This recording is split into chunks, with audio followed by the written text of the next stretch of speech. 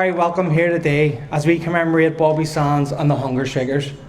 It was 1 year ago when we unveiled the statue behind us, and there has been a lot of outrage since then. And it's not about plan and permission, it was because of the outpouring of support for the hunger strikers, for Bobby, for the thousands of people that came here last year, and for the international recognition and the inspiration that the hunger strikers have given many generations and the generations still to come. I want to thank those who made it possible. It was by the people and for the people of this community. Eddie, Davey, Inker, Dougie and Paul, and of course all glued together by Sue. As you can see, it is just absolutely amazing, and it's great to have you here today again to commemorate. The spirit of the prisoners in our communities can never be broken, not now and not ever. Our opponents were shook to the core last year, and they'll continue to be, because we are on a path to Irish unity based on equality and rights. And there's one very simple message I was asked to give today. The statue is going nowhere, not now and not ever.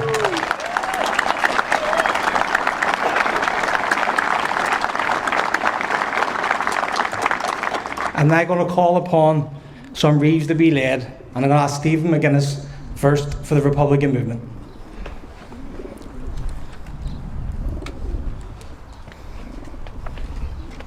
Call upon Mary McGinn for the Callan commemoration.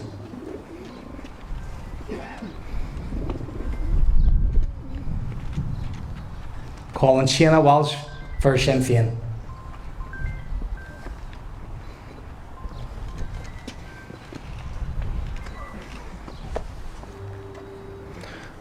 Folks, Bobby Sands was an extraordinary writer, a poet, and a proud Gaelgory. His words and writings inspire us all. And today I ask Sue Ramsey to read from the Rhythm of Time. There's an inner thing in every man. Do you know this thing, my friend? It has withstood the blows of 1,000,000 years and will do so to the end. It was born when time did not exist, and it grew up out of life. It cut down evil's strangling veins like a slashing, searing knife.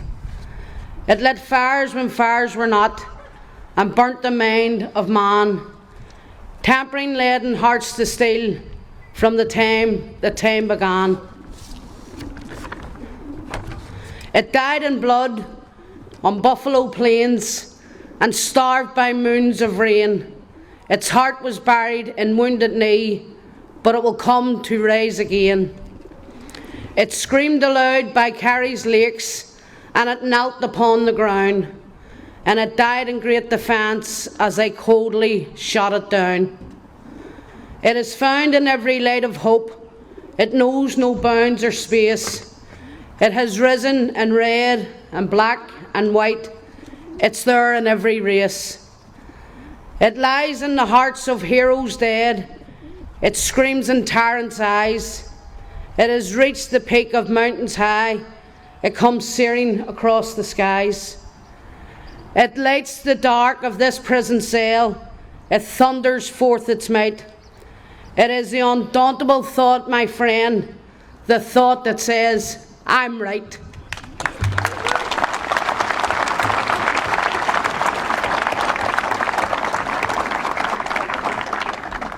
Carja, I have the privilege to introduce our main speaker, someone who I look up to and inspires me every single day.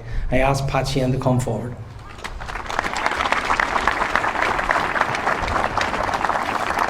Gurmagov, it's more an honour I do of and sure on couple of focal araf when our gara agus our comrade Bobby Sands agus bawailam of wakas a goal as in curry of a parchak sa Comaru Shaw and you. I am standing on the threshold of another trembling world. May God have mercy on my soul. The words of Bobby Sands 45 years ago as he embarked on the hunger strike that would lead to his death after 66 days. Bobby did not go looking for conflict. It came to his own door as a young teenager when his family were driven from their home in the Rathcoole area by Unionist mobs. From the foundation of the Northern State on the basis of a gerrymandered sectarian head count, Bobby's family's experience was not unusual. Thousands of nationalists were intimidated and driven from their homes, often by gangs protected by the RUC and B Specials, the armed wing of the Unionist regime. Many of those homes were burnt to the ground. Thousands were also driven from their places of work, and that was part and parcel of the nationalist nightmare in this oppressive, sectarian little statelet. Peaceful civil rights protests for modest reforms were met with extreme violence. In 1969, the RUC opened fire on Divis Flats with a heavy calibre machine gun mounted on an armoured vehicle. 9-year-old Patrick Rooney was killed by one of the rounds in his own bedroom. Despite the violence and repression being inflicted on the nationalist community, Unionists would try to have us believe that we lived in some sort of utopia and there was no justification for our community to rise up. Of course, we are well used to Unionist moralising about Republican violence, and we have heard plenty of that over the past few weeks. Perhaps they need to read the history book entitled Hypocrisy and Double Standards. The fact is, Unionism was birthed in violence and the threat of violence, rejoiced in violence and glorified violence.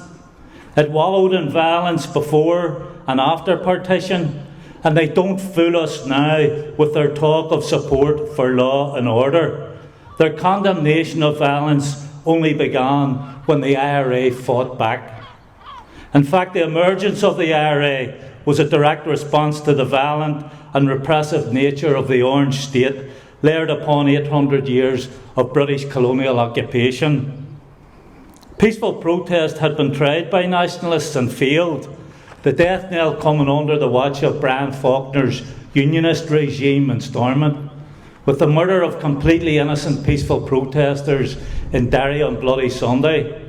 And prior to that, we'd witnessed the Ballymurphy massacre, and afterwards the murder of 5 members of the Springhill West Rock community, including 13-year-old Margaret Gargan, by the British Army. It's taken 54 years to establish legally what everyone already knew. All 5 were completely innocent. I want to pay tribute here to the Springhill families for their determination and resilience and refusing to give up in the face of all the obstacles placed in their way. In the aftermath of the pogroms against the nationalist community in 1969, thousands of young men and women decided that enough was enough and they were going to fight back. Bobby Sands was of that generation, as was Frank Hughes, Raymond McCreesh, Patsy O'Hara, Joe MacDonald, Martin Hurson, Kevin Lynch, Kieran Doherty, Thomas McElwee and Mickey Devine. The hunger strikers were exemplars of a generation that believed the only way to bring about political change was by the use of armed struggle. We didn't believe that there was any alternative. Subsequently, many thousands of young Irish men and women ended up in prison, where they asserted their right, as previous generations of prisoners had done, to be treated as political prisoners. After a hunger strike in Crumlin Road Prison in 1972, the British government conceded special category status, which was political status in everything but name. However, within a short space of time after that, the British began to roll out their criminalisation strategy. At every opportunity, they tried to portray the war in Ireland as a criminal conspiracy, using terminology and vocabulary associated with criminality when referring to our struggle and the people involved in the struggle. They thought they could criminalise 800 years of resistance to their colonial occupation of Ireland. You see, the British, even with all their military might, could not defeat the Irish Republican Army. And so they turned their attention to the prisoners, believing that they were the weak link of our movement. They thought if they could force the prisoners to accept criminalisation, they could then drive a wedge between Republicans and the communities from which they came and in which they operated. Their plan was to isolate and marginalise Republicans and ultimately defeat our struggle. And the front line of this battle was to be in the H blocks and Armagh Women's Prison. The consequence was almost 5 years of prison protest. First the blanket protest that escalated to the no wash protest, and ultimately the hunger strikes of 1980 and 1981. Brutality, beatings, deprivation and degradation were the order of the day in the H blocks in Armagh, and we were in a situation where we believed we had tried everything short of hunger strike to resolve the crisis. And given that hunger striking is such a drastic and serious course of action, it's often asked if there wasn't an alternative. Believe me, none of us in prison at that time wanted a hunger strike because we knew the likely consequence was the loss of friends and comrades. That had become more likely in the context of how the first hunger strike had ended. Even in the aftermath of the first hunger strike in late 1980, Bobby had tried to negotiate an honourable settlement, but the British had no interest in a resolution. Bobby said afterwards he had tried everything short of surrender to avoid a second hunger strike. Notwithstanding Bobby's efforts, there was indeed a clear alternative to hunger strike. The British government could have ended its vicious and vindictive criminalisation strategy, and the prison regime could have stopped the beatings, the brutality and torture of naked and defenceless prisoners. They didn't, because they thought they could defeat and break us. They thought we would bend the knee and eventually capitulate to their torture and brutality. They thought we would accept the criminalisation of our struggle. Danny Morrison, in his introduction to the book Hunger Strike, wrote, "The British government, the RUC, the courts, the prison administration thought they could criminalise my generation of Republican patriots by breaking the prisoners. They took away their freedom, then their clothes, shoes and socks, and locked them up 23 hours a day. Then they took away the walk around the prison yard in fresh air under blue skies. They took away their beds. When this didn't break them, they took away the light that streamed through the windows. They took away the space under the door. They took away music, poetry, books and literature, photographs of loved ones, letters home, their visits, their very lives, leaving them with nothing, or so they thought. But the British hadn't considered the calibre of the men and women in our ranks. They hadn't factored into their strategy the centuries of prison resistance that was part of the psyche and DNA of Irish Republicans. Bobby Sands' writings often made reference to heroes from previous phases of struggle. Thomas Clark is in my thoughts, he wrote, and McSweeney, Stagg, Gahan, Thomas Ashe, McCaughey. And even while facing into his own death, Bobby's thoughts turned to his comrades who had died on hunger strike in English prisons.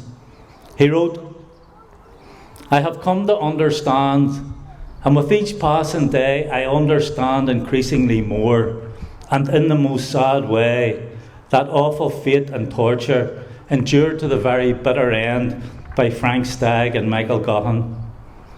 Perhaps, indeed yes, I am more fortunate because these poor comrades were without comrades or a friendly face. They had not even the final consolation of dying in their own land."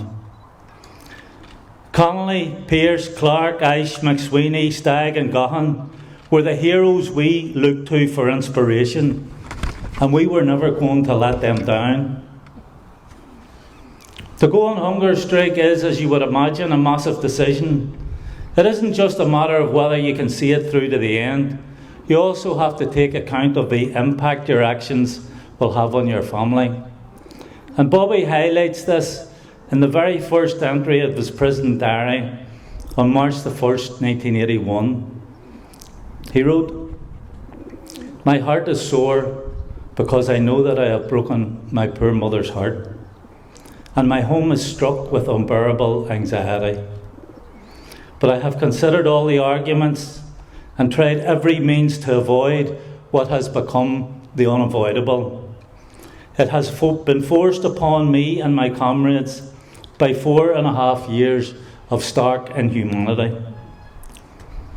It was a widely held view back in those days in 1981 that it was inevitable someone would die on the second hunger strike. And it's a measure of the man who Bobby Sands was, that he decided he would lead the hunger strike, initially on his own, only to be joined after a 2-week interval by Frank Hughes.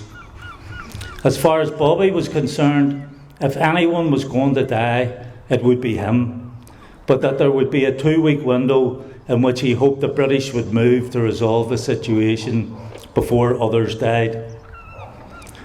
Bobby's inner strength was unbelievable and is reflected in much of his writings. In his poem, The H-Block Trilogy, he wrote, "All things must come to pass as one, so hope should never die. There is no height or bloody might that a free man can't defy. There is no source or foreign force can break one man who knows that his free will no thing can kill, and from that freedom grows."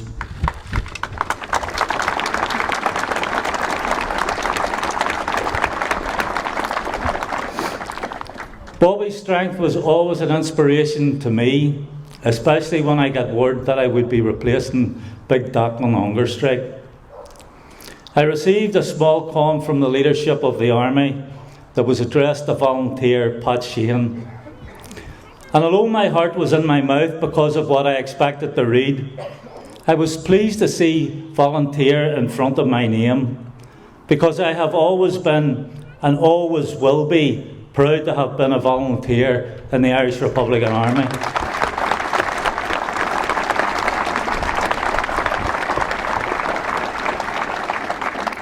The column was short and to the point. It said, "You have volunteered to go on hunger strike and have been selected to replace volunteer Kieran Doherty. By embarking on this course of action, you will be bringing the movement into direct confrontation with the enemy. So if you have any second thoughts, step aside now and nothing less will be thought of you. However, if you go ahead with your decision, you will be dead in 2 months." It was as stark and as blunt as that, and it definitely rocked me back on my heels. But that was the reality of what faced all of us going on hunger strike, not least Bobby himself. But Bobby was our leader, he was the first, and I've no doubt everyone else drew inspiration from his leadership. I know I certainly did. Bobby also led the way in other areas of struggle. He was the first Republican of our generation to stand for election in the North when he was a candidate in the Westminster by-election in April 1981 while he was on hunger strike. Maggie Thatcher had asserted that the prisoners had no support and that the IRA had no support, and massive pressure was brought to bear on the electorate from all quarters not to vote for Bobby. Despite all of that, the people of Fermanagh and South Tyrone came out in their thousands and elected Bobby as a member of the Westminster Parliament.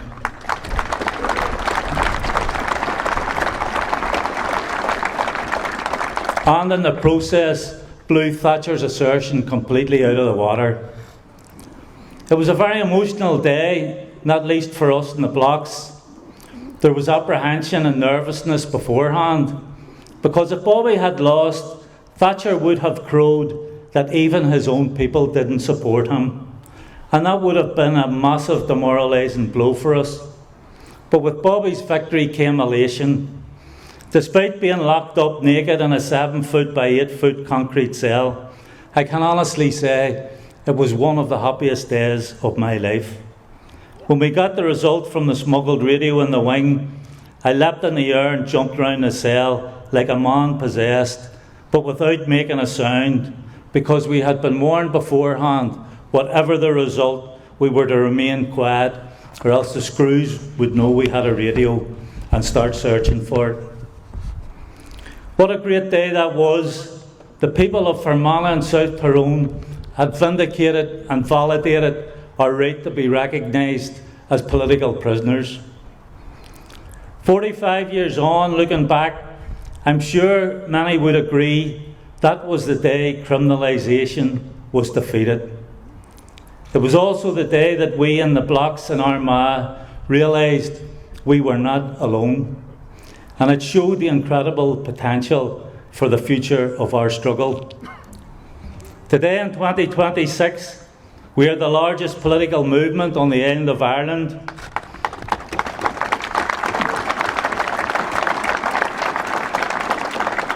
An Irish Republican hold the First Minister's role in a state that was designed for that never to happen. Unionism wants to turn back the clock. They won't succeed. The change that has happened and the change that is continuing to happen has one destination: a united Ireland.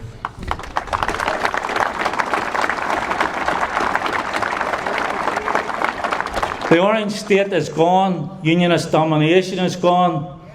The opposite of what the British intended with their criminalisation strategy has come to pass, and we are within touching distance of ending the injustice of partition and reuniting our country.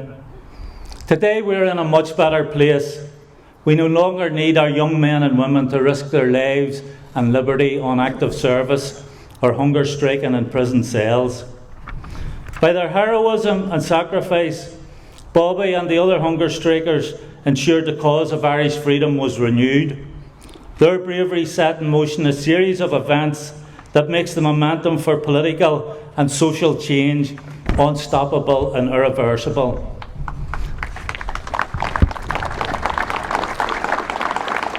And that's not to say there isn't work to be done. We all need to put our shoulders to the wheel, because Irish unity is not inevitable. We need to make it happen. 45 years after his death at the H-Blocks, Bobby Sands' name lives on. He is honoured and revered not only here in Belfast, but right across Ireland and further afield. He is an icon and a legend for freedom-loving people throughout the world, especially those living under oppression.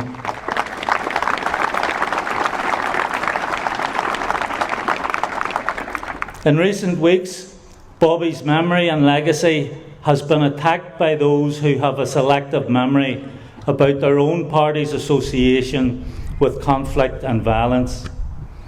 We know that the DUP was involved in setting up Ulster Resistance.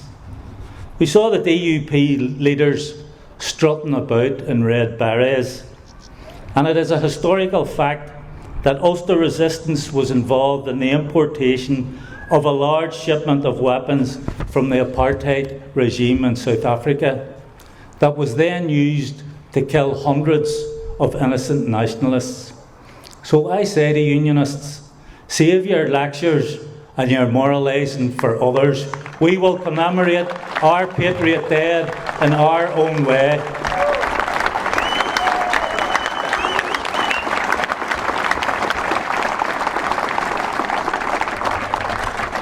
In 1981, Margaret Thatcher failed to criminalise Bobby Sands and his comrades. 45 years later, today in 2026, those in unionism will also fail. This statue of Bobby Sands has pride of place and will have pride of place here in Twinbrook, in Bobby's home community, for generations to come.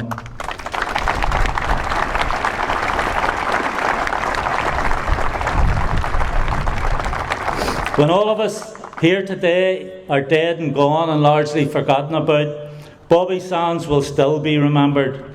He and his comrades will remain a beacon of light for freedom-loving people everywhere. There's a monument to the hunger strikers in Havana, Cuba. Jerry Adams and I unveiled another monument on Robben Island in South Africa. I spoke at the unveiling of a large mural to Bobby in Rome, Italy, and you will also see his image on the separation walls in Palestine. There are streets named after Bobby as far away as America, France and Iran. And here in Belfast, we have this magnificent statue of Bobby. Bobby Sands will be remembered as a great leader of our struggle, a revolutionary, a freedom fighter and a socialist. But he was also a community activist, a musician and songwriter, a poet and a prolific writer. He was also a Gaeilgeoir, Bhí gra aige dar Janga Dukish. He was a political prisoner of war and a blanket man. His spirit was unbreakable, and we see that again in his writing, especially in the H-Block trilogy poem. They lounge in might and glory bright, this empire once so grand. With bloody fleets and dirty feats, they built it without span. But tank or gun, they have not won to break a blanket man.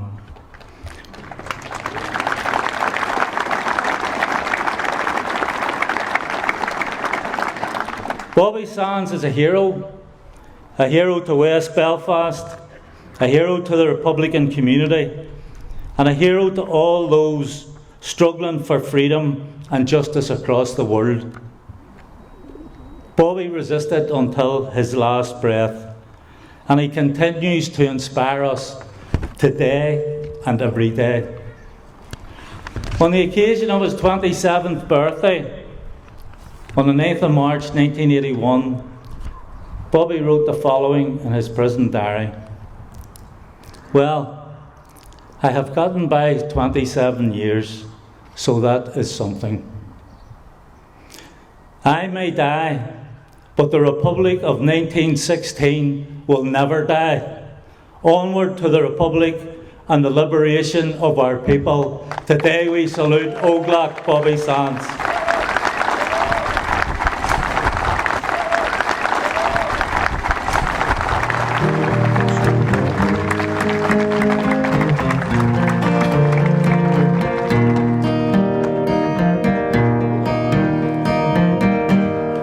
Doesn't seem quite so long ago, the last time that I saw you. Ain't it funny how the memories grow? Seems they always hold around. They tried to break me in a living hell, but they couldn't find a way. And so they killed him in a H-Block cell, and thought we'd all turn away. They thought your spirit would rise again, but you dared to prove them wrong. And in death you tore away the chains and let the world hear freedom's song. Now the heartache and pain lingers on. They're still here. It's so long since you've gone. We're strong now. You showed us how. Freedom's fight can be won.